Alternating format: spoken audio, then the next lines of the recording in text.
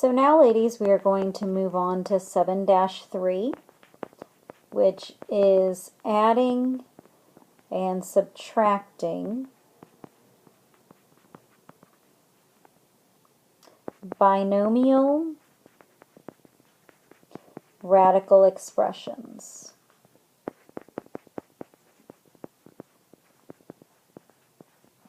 So our objective is truly just that. We are going to add and subtract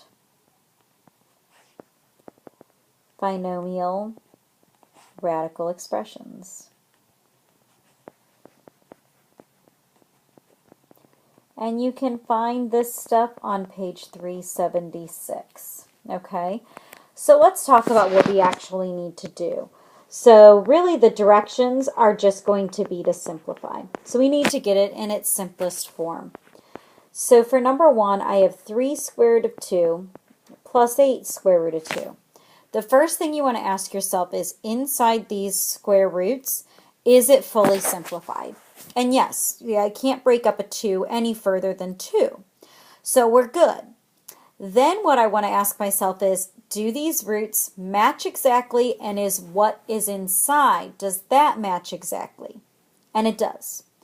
So anytime that happens, all I need to do is combine my my coefficients with the 3 and the 8, and I get an 11, and I just tack on the square root of 2. And then that is my final answer. So a problem like this is similar to if I had 3n plus 8n. Those n's match, those are like terms, so I can just add the coefficients. That's kind of like what's happening here. The those square roots that are there, the square root of 2, that's more like just variables with coefficients. And so because they are the same, you're able to add them like you would any like term. Okay? So let's look at number 2. I have 8 square root of 3 minus 4 cube root of 3.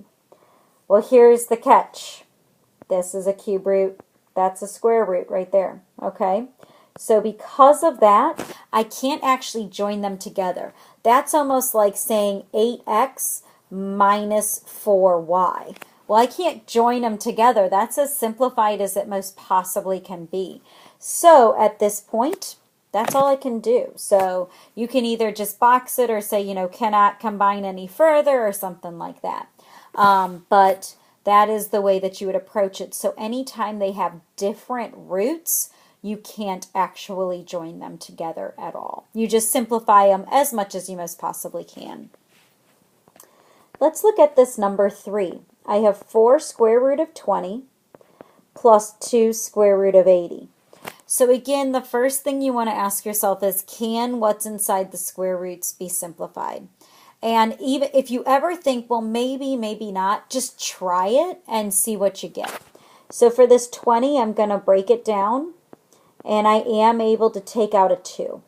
So I'm going to take out the 2, and I have to multiply it by that 4 there. Okay, so I'm going to have 2 times 4, which is 8, and then it's going to be left with the square root of 5. Okay, now for my 80, I'm going to break this down. I can do 8 and 10. Here I can do 4 and 2.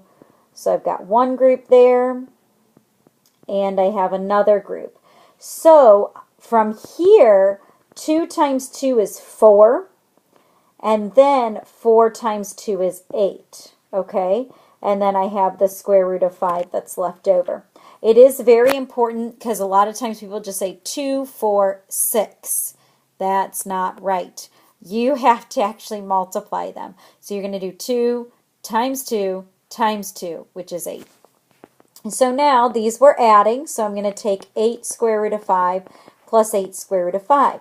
So now that I've simplified what's inside the square root completely, now what I do is I ask myself, okay, well, are they the same root?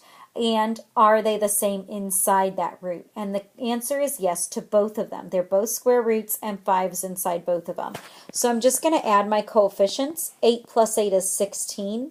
So then I have 16 square root of 5. So then I'm finished with it. It's fully simplified. It's as far as I can go. Let's look at number 4. It's very similar to number 3. I have 9 cube root of 81 minus 2 cube root of 128. So I'm going to break down the 81. I can do 9 and 9. I get 3 and 3 for both of them. It's a cube root, so I need a group of 3. So I'm going to take out the 3 and multiply it by 9. So 9 times 3 is 27. And then I'm going to have the cube root of 3. And it is very, very important that you mark that that's a cube root. Otherwise, you'll get it wrong. And then it's going to be minus. So I may as well bring down that minus sign. I know I didn't do that right away in the other problem, but a lot of times we forget what sign it is. Then I'm going to do the 128. Now I can break that up. I can get 4 and 32. Here I can get 2 and 2. For 32, I can get 8 and 4. I can get 4 and 2, 2 and 2. Here I can get a 2 and 2. So I've got one group of 3 and another group of 3. So that means I have to do 2 times 2 times 2, which is 8. And then I've got the cube root of 2. So now I've simplified what's inside the cube roots, and then I have to ask myself, are they the same root, and is what's inside the same? Now I can answer yes to the fact that they are the same roots. However, what's inside is not the same.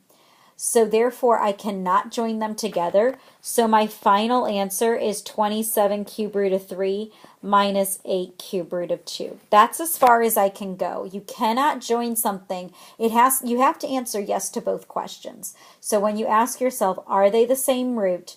And is what's inside the exact same? If you can't answer yes to both of those, then you can't combine them. Okay? And then I've got 2 more problems to do that are a little bit more complicated, so we're going to use the next part of the video for that.